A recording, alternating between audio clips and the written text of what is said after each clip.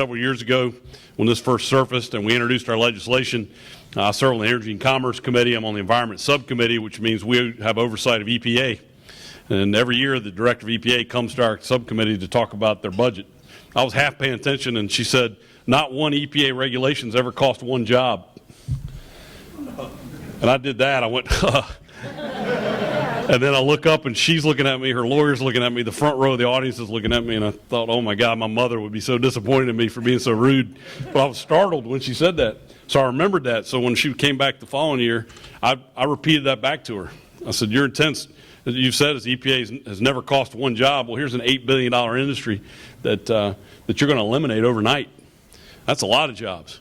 And so I talked about the amendment. She said, well, that wasn't our intent.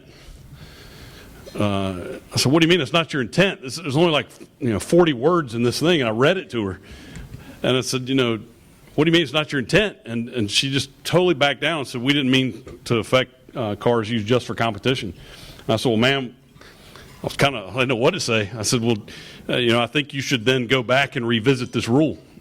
And I think you ought to consider pulling this rule back if that's your intent.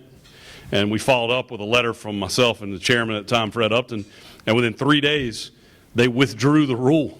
I've never heard of that before. I've never seen the EPA back down completely, but they actually withdrew the entire rule. So it was a big victory for us, but it still left some uncertainty. That there were still those at EPA that want to regulate vehicles used for competition. And so that's why we continue to pursue the RPM Act.